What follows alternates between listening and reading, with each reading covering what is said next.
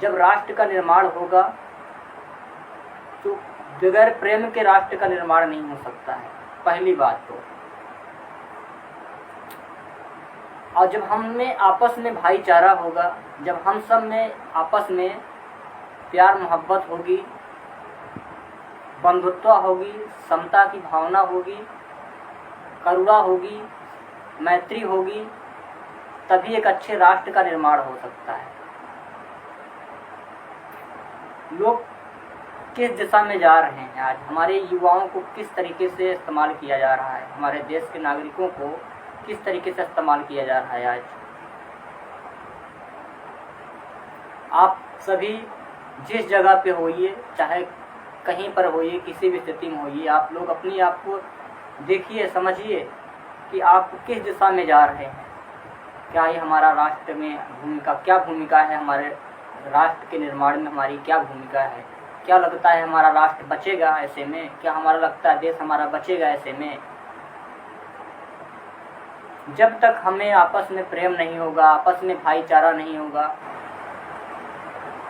मानवता एक दूसरे के प्रति फीलिंग नहीं होगी, एहसास नहीं होगा क्या है कैसे है, एक दूसरे की समस्याओं को लेकर के हमें चिंतन नहीं होगा, उसको हल करने का,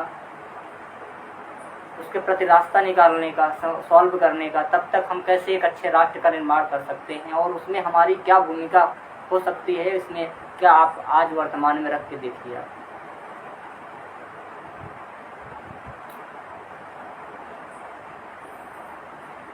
तो राष्ट्र प्रेम आप कहते हैं, करते नहीं हैं। और राष्ट्र निर्माण की तो बात ही दूर की है, क्योंकि जो राष्ट्र होता है वो दिखता नहीं है, सबको मिला करके राष्ट्र बनता है, सभी के प्रेम भाईचारे मोहब्बत से ही राष्ट्र बनता है।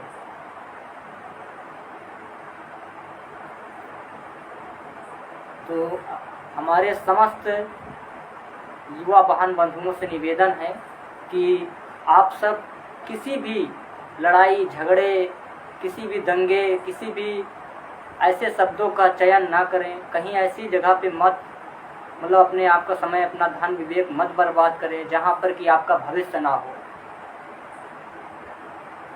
जो हमारे देश में आज नेता हैं, जो भी विषमतावादी सत्ता में लोग आज बैठे हुए हैं, वो नहीं चाहते हैं, ऊंचे पद पर बैठे हुए लोग नहीं चाहते हैं कि आप पढ़ लिख करके एक अच्छा नागरिक बने, राष्ट्र निर्माण में अपनी भूमिका अदा करें।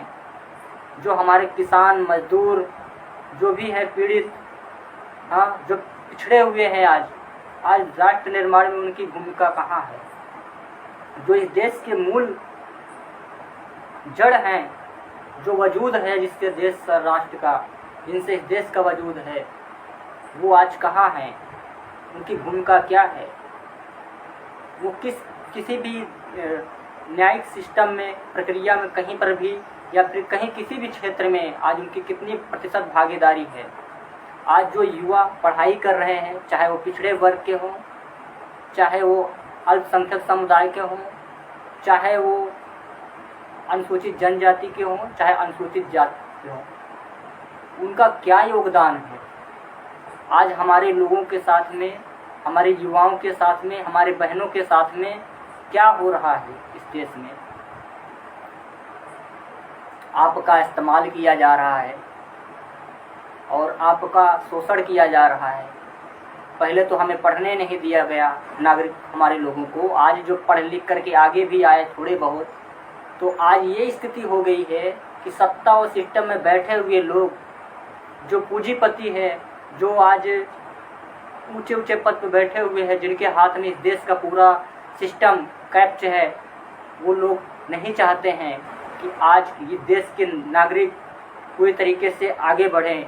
वो नहीं चाहते हैं कि इस देश के नागरिक पूरी तरीके से आगे आएं और इस देश का निर्माण में, इस राष्ट्र के निर्माण में एक अपनी भूमिका अदा करें। क्योंकि वो इसलिए नहीं चाहते हैं कि अगर आप पढ़ लिख गए, आप आगे आए, आप राष्ट्र निर्माण में अपना योगदान दिए, अपना निर्माण में अपना योगदान दिए, तो उनका अस्तित्व खत्म हो जाएगा। और हमारे जो कुछ पढ़ लिख भी लिए हैं भाई, जो बुद्धिजीवी, जो हमारे युवा, वो आज भी अपने विवेक को इस्तेमाल नहीं कर रहे हैं। वो सिर्फ दूसरे के कहे अनुसार अपने जीवन को, जिंदगी को बर्बाद कर रहे हैं। तो हम यही सभी से अपील करना चाहते हैं, जहाँ भी होइए आप, मेहनत मजदूरी, जो भी पढ़ाई लिखाई जो भी कर रहे हैं, आप अपना समय, विवेक, धन सही जगह पे लगाइए। शिक्षा पे लगाइए, स्वास्थ्य पे लगाइए, रोजगार पे लगाइए। आइए, पढ़िए, आगे बढ़िए और देश के भागीदारी, जिम्मेदार नागरिक बन के देश का प्रतिनिधित्व कीजिए, देश को संभालिए। आपकी ज़रूरत है इस देश को, राष्ट्र को आपकी ज़रूरत है। आप ही एक अच्छा समाज, आप ही एक अच्छा राष्ट्र का निर्माण कर सकते हो। जब तक आप सब आगे नहीं आएंगे, तब तक ऐसे चोर, भेड़िए, लुटेरे, अनपढ़, गवार लोग जो है आप पर शासन करते रहेंगे और आपको हुक्म जो है बुलाते रहेंगे और आपको इस्तेमाल करते रहेंगे। कहीं दंगा में, कहीं हिंदू में, कहीं मुस्लिम में आपका शोषण इसी तरीके से होता रहेगा। और वो अपने बच्चों को विदेश में पढ़ाएंगे, लंदन पढ़ाएंगे, अमेरिका पढ़ाएंगे, जापान पढ़ाएंगे, थाईलैंड पढ़ाएंगे, सभी जगह पढ़ाएंगे और आपको आपके ही पैसे से, आपको ही पैसा जाएगा, उनके बच्चों के भविष्य में लगेगा और आपके ही पैसे से आपको अपाहिज बना करके, विकलांग बना करके, मानसिक गुलाम बना करके छोड़ दिया जाएगा। लड़ो, ऐसे लड़ते रहो, मरते रहो और वो आपके ही वोट से आपको जाति के धर्म की राजनीति करके, इस्तेमाल करके वो राजा बन के राज करेंगे और आपको ऐसे ही लड़ने के लिए छोड़ देंगे। चाहे वो किसी भी धर्म या जाति, किसी भी वर्ग के हम भाई अगर हमें सुन रहे हैं, तो हमें अपील करते हैं कि आप लोग एक अच्छे नागरिक बनिए, एक अच्छा भारतीय बनिए। ना तो हिंदू बनिए, ना मुसलमान बनिए, ना जाति में कोई पासी, चमार, यादव, गड़रिया, जो भी मुस्लिम, कुछ मत बनिए। आप एक अच्छे नागरिक बनिए। एक अच्छे राष्ट्र निर्माण में आपकी अहम भूमिका होनी चाहिए। जब तक आप आगे नहीं आओगे, तब तक कुछ नहीं होगा।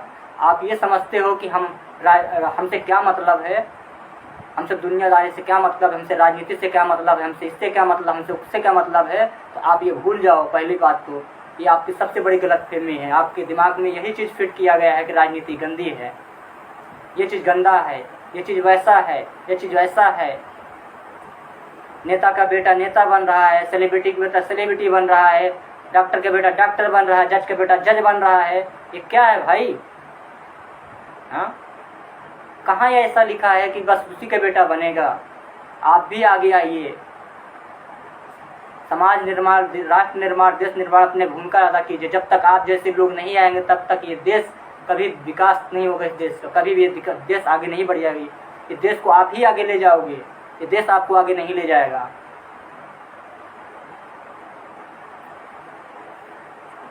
तो आप सब आइए और आगे आइए, पढ़िए। और समस्याएं बहुत सारे लोगों के पास है। उस समस्याओं को समझने के लिए आप जब तक उस पर बहस नहीं करोगे, उस पर चर्चा नहीं करोगे, उस पर सोचोगे नहीं, समय निकाल करके समझोगे नहीं, रास्ता नहीं निकालोगे, तब तक कोई आपके लिए लड़ने वाला, कोई आपके लिए रास्ता निकालने वाला नहीं आने वाला है। सब अपने अपने आप यहाँ पर लूटने में लगे हुए हैं। तो हमें आपको ही इस जिम्मेदारी को समझना है और आगे आकर के दशा और दिशा दोनों बदलनी है इस देश और समाज की।